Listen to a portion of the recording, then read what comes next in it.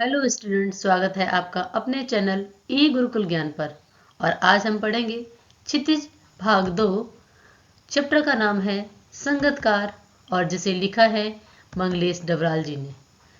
तो बढ़ते हैं अपनी कविता की तरफ।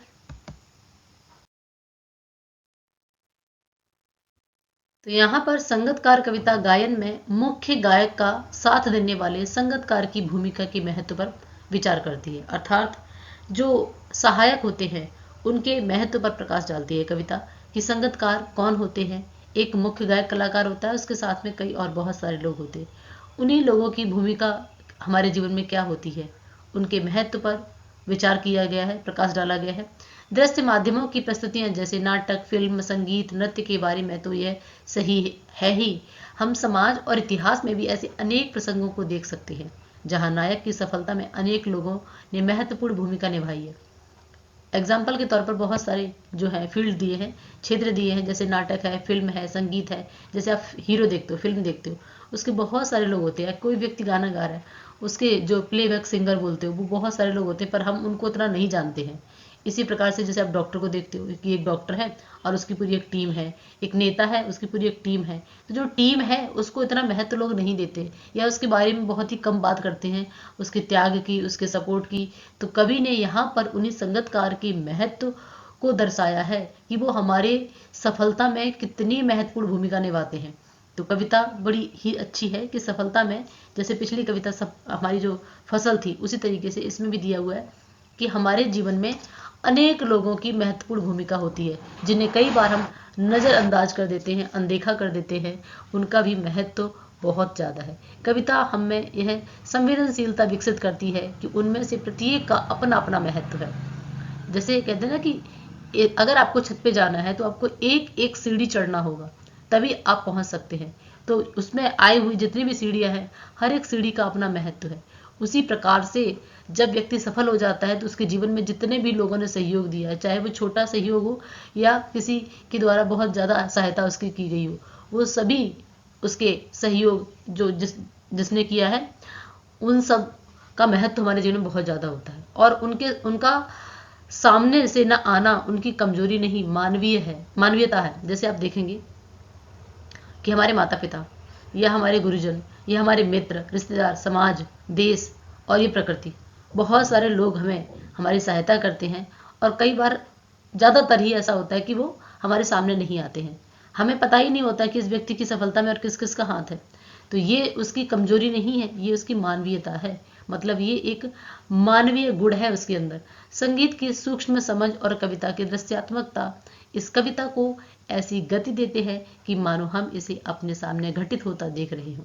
और कवि ने इतनी सुंदर तरीके से, सूक्ष्म मतलब बहुत छोटे छोटे तरीके से, मतलब एग्जाम्पल लिए हैं, दृश्य लिए हैं, ऐसे लगता है कि मानो कविता हमारे सामने ही घटित हो रही है। और कवि ने ऐसा क्यों किया? अक्सर मैं आपको हमेशा बताती हूँ कि कवि जो है वो सामने जो दृश्य उसे दिखता है, चाहे फिर वो प्रकृति का कोई भी दृश्य हो या कोई मानवीय दृश्य हो, उन्हीं दृश्य को वो उठा लेता है और उसके अंदर की भावनाएं, जो वह कहना चाहता है, कविता का हिडन मीनिंग वो ले लेता है। हमें लगता होगा संगत का मतलब संगीत के बारे में बोल रहे हैं, बस नहीं। ये जीवन के प्रत्येक क्षेत्र में जहां जहां हमारी सहायता करने वाले लोग हैं, जो हमें सहयोग करते हैं हमारी सफलता में, हमारी नई भूमिका में, जितने भी लोग सपोर्ट करते हैं, उन सब के त्याग और उनके मानवीय गुण के बारे में कवि प्रकाश डाल रहा है। कवि मंगलेश डबराल जो कि उत्तराखंड के रहने वाले हैं। तो चल देखेंगे, कभी यहाँ पर आप देख सकते हो एक चित्र के माध्यम से दिखाया भी गया है कि एक मुख्य गायक कलाकार है और उसके कई सारे आपको साथी दिख रहे हैं। कविता कुछ इस प्रकार है कि मुख्य गायक की चट्टान जैसी भारी स्वर का साथ देती वह आवाज सुंदर, कमजोर, कांपती हुई थी। वह मुख्य गायक का छोटा भाई है या उसका शिष्य या पैदल चलकर सीखने आने वाला कोई दूर का रिश्तेदार। मुख्य गायक की गरज में वह अपनी गूंज मिलाता आया है प्राचीन काल से। आसान से शब्द हैं, फिर भी आप अपनी कॉपी निकाल लीजिए और जो भी डिफिकल्ट वर्ड है आप उनको नोट कर लीजिए। जैसे दिया मुख्य गायक मतलब मुख्य संगीतकार, चट्टान मतलब पत्थर का बहुत बड़ा या विशाल खंड कह सकते, भारी, स्वर का मतलब है गंभीर आवाज, कमजोर, दुर्बल हो गया, निर्बल हो गया, है ना। शिष्य का मतलब छात्र है, गरज का मतलब बहुत गंभीर, है ना। गूंज यानी कि जो जैसे भौरे की गूंज होती है उसी प्रकार से कलरव करते हैं, पक्षी करते हैं, या फिर आप एक आवाज़ आती है पीछे से जो प्रतिध्वनि आती है उसको भी हम कह सकते हैं प्राचीन मतलब पुराना समय। सिंपल से शब्द हैं, अगर फिर भी आपको लगता है तो आप देख लीजिए। यहाँ पर दिया मुख्य गायक के चट्टान जैसे भारी स्वर का साथ देते। कवि कहता है कि जब गायक मंडली का मुख्य गायक चट्टान जैसे भारी भरकम आवाज में गाता है तो उसका संगतकार सदा से साथ देते चले आए हैं। ठीक है, उसका साथ देती हुई, यानी कि संगतकार, जो ये संगतकार हैं वो सदा से उसका साथ देते चले आए हैं। संगतकार की आवाज बहुत ही सुंदर, कमजोर और कांपती हुई है। वह संगतकार ऐसा जान पड़ता है जैसे मुख्य गायक का छोटा भाई हो, या उसका कोई शिष्य हो, या फिर पैदल चलकर दूर से सीखने आने वाला कोई रिश्तेदार हो जो सीखने आता है। आशय यह है कि कवि कहना चाह रहा है कि संगतकार मुख्य गायक का कोई बहुत प्रिय अनुज है। ऐसा उसके व्यवहार से जान पड़ता है, क्योंकि कवि जो है बहुत ही मतलब प्यार से उससे पेश आता है कि वो उसके अनुज के जैसा है, उसके छोटे भाई के जैसा है। यह संगतकार बहुत लंबे समय से मुख्य गायक की गरज में अपनी गूंज को मिलाता आया है। सिंपल ही है, जैसे आप लिखा बहुत ज़्यादा, लेकिन यहाँ पर कविता का भाव जो है वो यही है कि संगतकार जो है वो किस तरीके से साथ देता है। फर्स्ट पैराग्राफ में यही दिया हुआ है। आगे देखेंगे, अगला पद देखेंगे। अब इसको देखने से पहले इसके डिफिकल्ट वर्ड को देख लीजिए, जिससे आपको अंतरा अच्छे से समझ में आ जाए पूरा। क्या बताया गया? अंतरा। अंतरा का मतलब होता है कि दो मुख्य पंक्तियां जो होती है जिसे मुखड़ा कहते हैं, उसको छोड़ने के बाद जो अंतरा, जो स्टेंजा, जो चरण होता है उसी को अंतरा कहा जाता है। उसके बाद तान, यानी संगीत में स्वरों की कलात्मक विस्तार, उसको तान कहते हैं। तान, लय, राग, सरगम, सात सुर, सारे गा मा पा, है ना। कब सा रे गा ऊपर लेके जा रहे हैं तो उतार चढ़ाव, अवरोह और आरोह। अनहद, जिसकी कोई हद ना हो, अर्थात सीमा ना हो। स्थाई, स्थाई का मतलब वैसे तो होता है परमानेंट, हमेशा बने रहने वाला, लेकिन यहाँ पर कवि कह रहा है कि जो मुखड़ा होता है, मुखड़े के बाद फिर अंतरा यानी कि स्टेंजा, जैसे ये पूरा का पूरा पद है ना, ऐसे ही एक पद गाया, एक चरण गाया, फिर दोबारा से वही दो पंक्तियां जहां से गीत को शुरू किया था उसी को दोबारा गाना, इसीलिए इसे स्थाई बोला है। ठीक है, मुखड़े को स्थाई यहाँ पर, तो यहाँ स्थाई का मतलब है मुखड़ा। समेटना मतलब कोई सामान बिखर जाए, वस्तु बिखर जाए, उसको इकट्ठा कर लेना, बटोर लेना। नौसिखिया मतलब जिसने अभी अभी कुछ सीखा हो, नया नया, पूरी तरीके से वो स्किलफुल ना हो, निपुण ना हो। ठीक है, एक तरीके से हम कह सकते हैं अनाड़ी, पूरी तरीके से उसे जानकारी ना हो। अब चलते हैं कविता की तरफ। इस कविता को आप आराम से समझ पाएंगे, वैसे तो आसान है। गायक जब अंतरे की जटिल तानों के जंगल में खो चुका होता है या अपनी ही सरगम को लांग कर चला जाता है भटकता हुआ एक अनहद में, तब संगतकार ही स्थाई को संभाले रहता है, जैसे समेटता हो मुख्य गायक का पीछे छूटा हुआ सामान, जैसे उसे याद दिलाता हो उसका बचपन जब वो नौसिखिया था। अब यहाँ पर क्या बताया जा रहा है कि गायक जब अंतरे की जटिल तानों के जंगल में खो जाता है, अभी बताया मैंने आपको कि अंतरा क्या होता है, एक स्टेंजा होता है। तो यहाँ पर बताया कि जब मुख्य गायक किसी गीत की पंक्तियों को गाने के बाद गाने के चरण को जब गाने लगता है, जब वह उस चरण के टेढ़े मेढ़े स्वरों की कठिन तानों में उलझकर खो जाता है, अर्थात मुख्य स्वर से भटक कर कहीं और लीन हो जाता है, या अपनी निश्चित स्वरों की सीमा को पार करके गहरी संगीत साधना में लीन हो जाता है, खो जाता है, तब अपनी ही मस्ती में वह डूब जाता है। तो क्या बताया गया है कि तब संगतकार ही स्थाई को संभाले रहता है। संगतकार क्या करता है, स्थाई को संभाले रहता है, मतलब उसके मुखड़े को दोबारा से गाता है, आलापता है, उसी को वापस गाने लगता है, जैसे समेटता हो मुख्य गायक का पीछे छूटा हुआ सामान। अर्थात जब वो बताना चाह रहा है कि किसी जो पीछे सामान छूट जाता है, क्योंकि वो तो आगे बढ़ चुका है ना अंतरे में, और वापस से वह मुखड़ा गाता है, तो ऐसे लगता है कि मानो वह उसे समेट रहा हो, जो जैसे उसे याद, और किस तरीके से समेट रहा हो कि जैसे उसे याद दिलाता हो उसका बचपन जब वो नौसिखिया था, और उसे ये याद दिलाता है कि जब वो नया नया संगीत सीखा था और अक्सर मूल स्वर से भटक जाया करता था तब वह भी ऐसा ही किया करता था। ठीक है, मुख्य गायक जो है अपने ही संगीत साधना में लीन हो जाता है तो उसका सुर जो है ऊपर चला जाता है, भटक जाता है, खो जाता है। तो जो संगतकार होते हैं वही उस पद के मुखड़े को संभाले रहते हैं, फिर से उसे दोहराते हैं, गाते हैं, और इतने में जो मुख्य गायक कलाकार होता है वह वापस फिर आ जाता है अपनी जगह पर।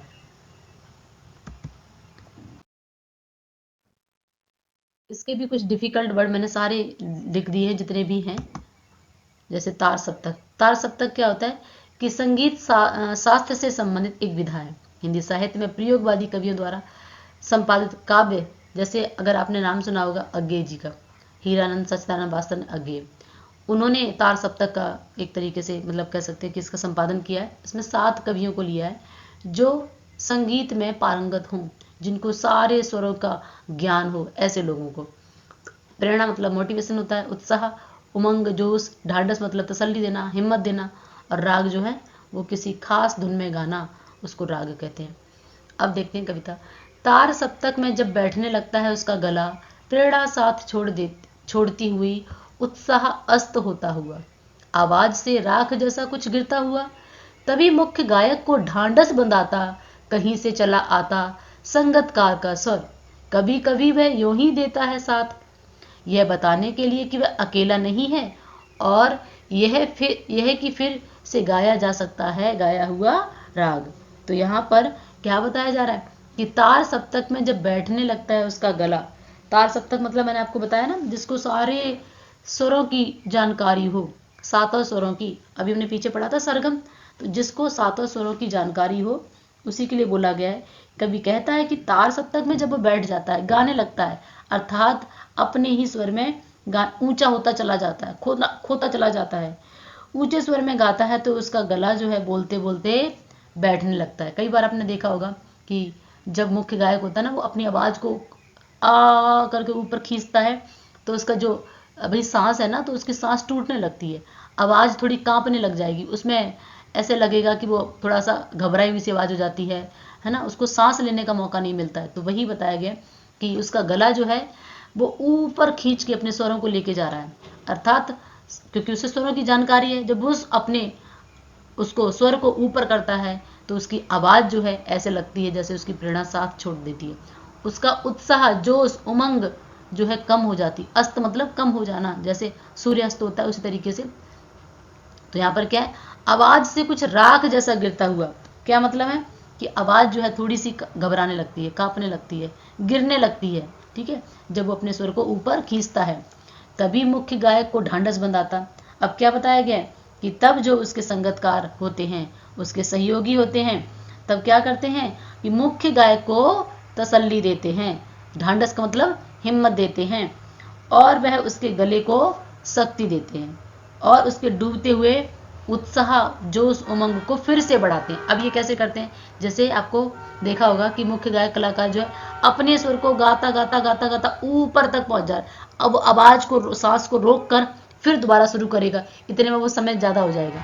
तो इसी बीच क्या होता है, बहुत क्विक तरीके से जो उसके संगतकार होते हैं, उसके जो साथी होते हैं, वो क्या करते हैं, जल्दी से वो फिर से इस थाई को पकड़ लेते हैं, उस मुख्य मुखड़े को पकड़कर गाने लग जाते हैं, जिससे गाने का फ्लो टूटता नहीं है, और इतने में जो मुख्य गायक कलाकार होता है उसको संभलने का मौका मिल जाता है, वो सांस लेकर पुनः दोबारा से आ जाता है, उसे हिम्मत मिल जाती है कि हाँ गाना शुरू हो गया, अब वो सांस ले सकता है, क्योंकि वो गाते गाते गाते गाते बहुत ऊपर चला गया था, और उसको नीचे आने में जो संगतकार है उसको मदद करते हैं, उसको सहायता देते हैं, उसको ढांढस बंधाते हैं, उसके उत्साह, जोश को फिर से बरकरार कर देते हैं।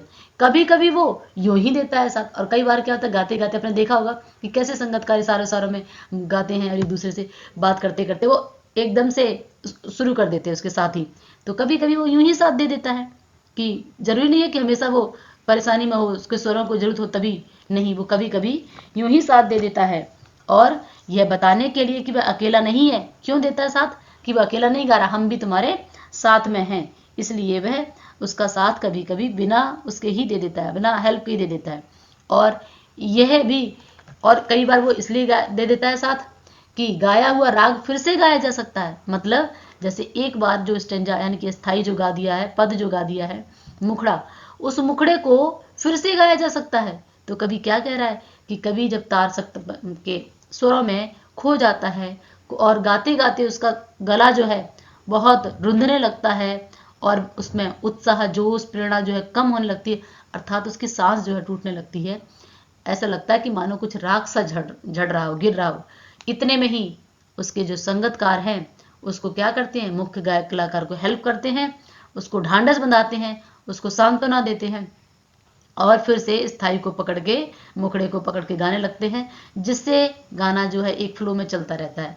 सामने वाले को तो पता भी नहीं चलता वो संगतकार किस तरीके से मदद करते हैं। और क्या होता है, कई बार तो वो बिना उसके ही कई बार यूं ही मदद कर देता है, और कभी कभी यह बताने के लिए कि एक बार गाया हुआ राग दोबारा भी गाया जा सकता है, वह अकेला नहीं है, वह उसके साथ में है। गाया जा चुका राग और उसकी आवाज में जो एक हिचक साफ सुनाई देती है या अपने स्वर को ऊंचा ना उठने की जो कोशिश है, उसे विफलता नहीं, उसकी मनुष्यता समझा जाना चाहिए।